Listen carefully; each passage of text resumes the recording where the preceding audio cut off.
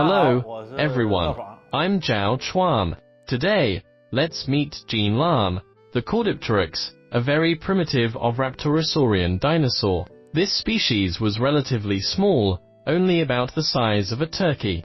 It exhibits a typical oviraptorosaurian morphology, characterized by a shortened tail, wings, an elongated neck, a small head, and long legs.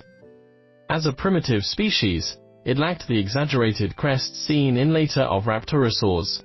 Its body was covered in feathers, and it is one of the earliest known feathered dinosaurs. Its fossils were discovered in the late 1990s, and detailed studies were conducted on them soon after.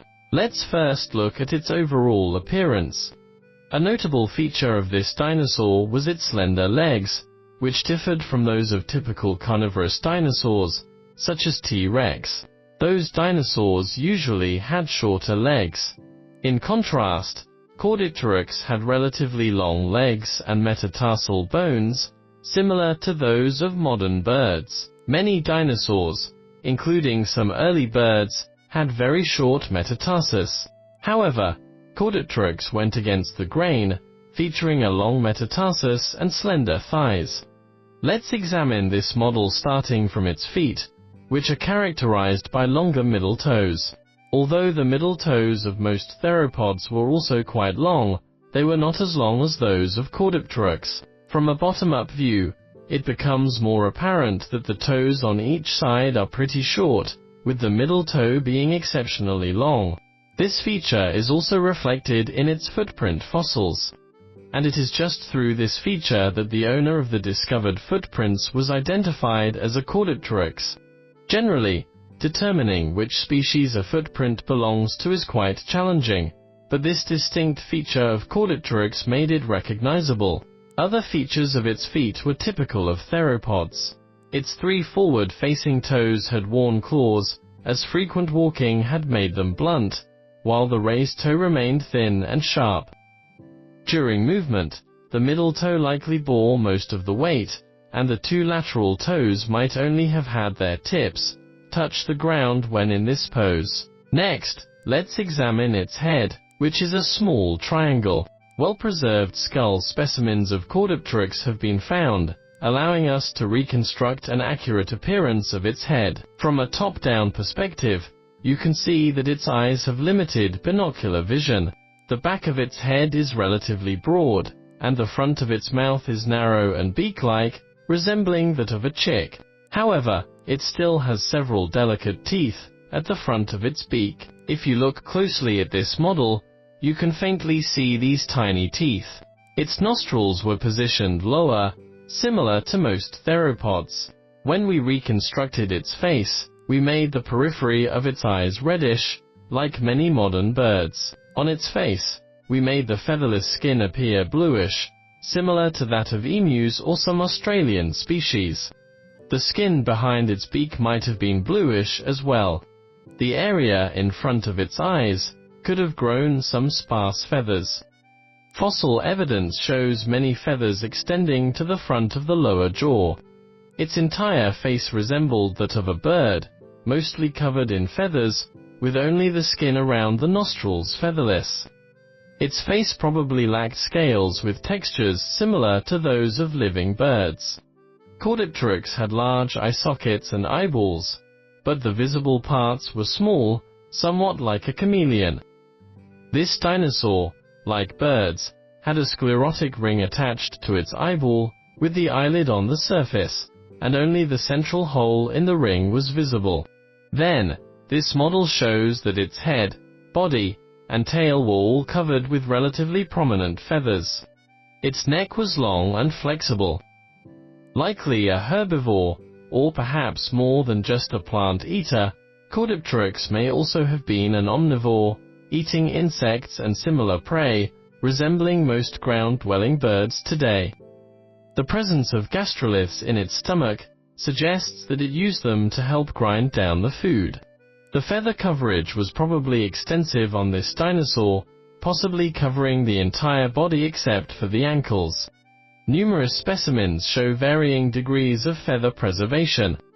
Studies on its feathers indicate that its overall coloration was dark gray or black, which is why we reconstructed it with this coloration.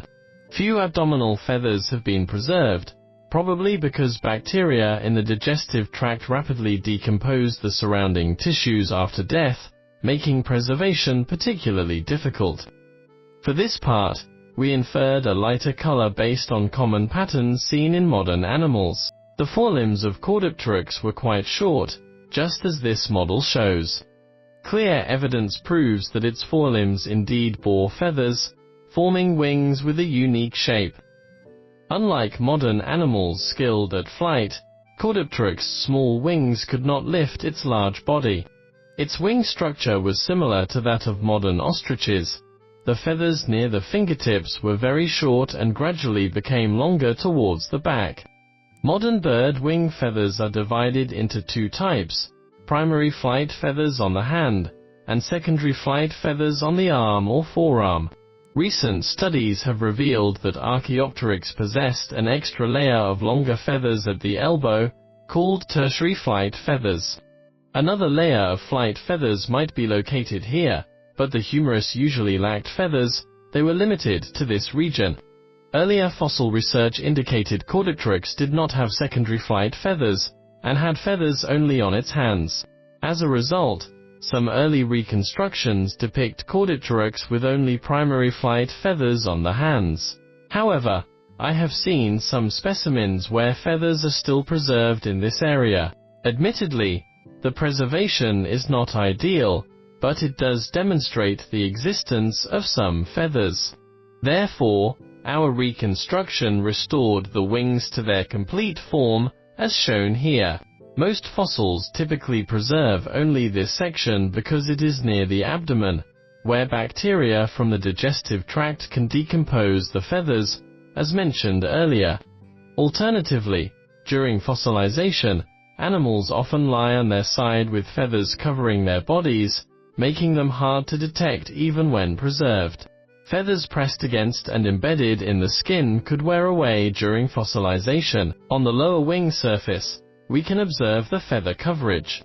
Earlier fossils found were all poorly preserved, and it was during a time when people just accepted dinosaurs had wings, and still thought they had flexible fingers. Early reconstructions often depicted the feathers starting further back, roughly from the palm, with the fingers featherless, resembling hind claws in a scaly appearance typical of many dinosaurs. However, numerous fossils across different species now suggest that their feathers likely extended all the way to the fingertips. Regarding whether this would hinder movement, I think theropods might not have used their forelimbs as extensively as we previously thought. They probably didn't have the good grasping ability once assumed, and their forelimbs likely mainly served for balance or similar functions. Considering the body shape of these dinosaurs, even if their fingers were flexible, they probably couldn't reach many areas. From the inside of the palm, we can examine its 3 fingers. Although it had 3 fingers typical of theropods, the third finger was highly degenerated, resembling that of tyrannosaurids. As seen on this model, only a small claw tip is visible. In this case, it hasn't degenerated enough to lose all structure and function. A small claw remains. During its lifetime, the third finger was mostly covered by skin, with only the claw tip exposed. If you've ever seen a dissected ostrich, you'd notice a similar structure.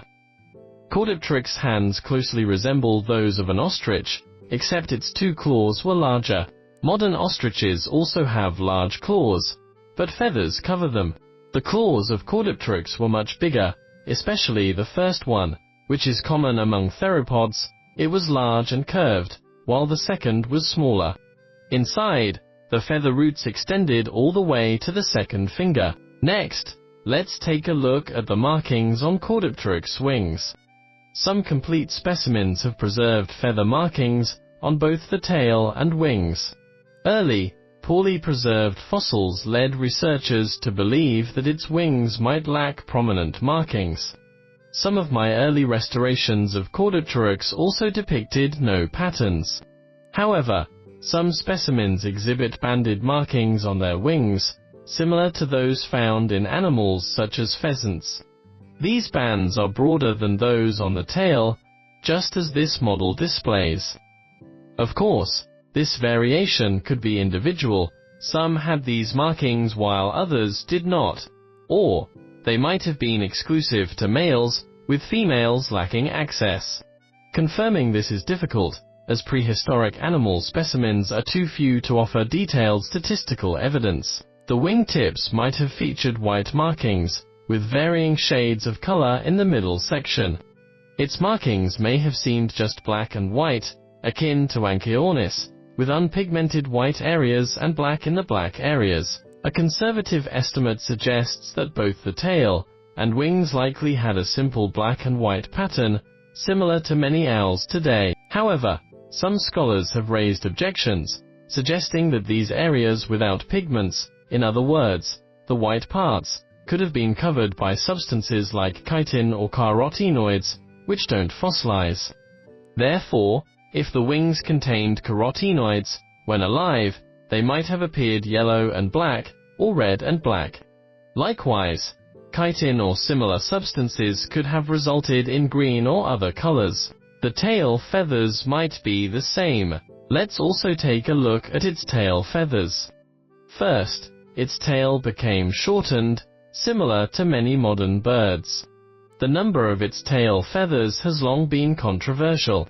Years ago, some detailed descriptions mentioned that there were at least 10 feathers on each side of its tail, and early reconstructions made its tail appear as if it was spreading out and forming a plane. Later, we studied many Caudipteryx specimens, and found that their tails probably had only 6 feathers on either side. From this perspective, you can see they grow in this direction. The two sides were very close to each other. While alive, its tail could fan out like a peacock's, but in a normal state, it looked like this. The estimate of about 12 feathers per side may have come from fossils that were flattened from the side. Overlapping feathers led researchers to believe they belonged to one side, assuming only one side had a complete set while the other was missing. So, they speculated there were 12 feathers on each side. Currently, well-preserved specimens reveal that each side actually had fewer feathers, usually just 6. And their growth followed a specific pattern, matching the 6 caudal vertebrae at the end of the tail. Each vertebra supported 2 feathers, one on each side, totaling 12 feathers. This is likely the explanation. Of course, individual or species differences can't be ruled out, and some might just have more feathers while others have fewer. The markings on the tail feathers are even more defined. Compared to the wings, many specimens preserved apparent markings on their tail feathers. This model accurately replicates their shape and placement, just like this. Generally, the longest feathers can have up to 15 black spots, with fewer on shorter ones. The model accurately shows their size, shape, and placement. Variations exist not only in the number of tail feathers, but also in their length, with some being particularly long and others shorter. When reconstructing this model, we used an average value to ensure the overall tail fan is as long as the tail bone, and similar to the wing length, creating a more balanced and proportional appearance. Good. The above concludes the reconstruction process of Caudipteryx. Thank you all.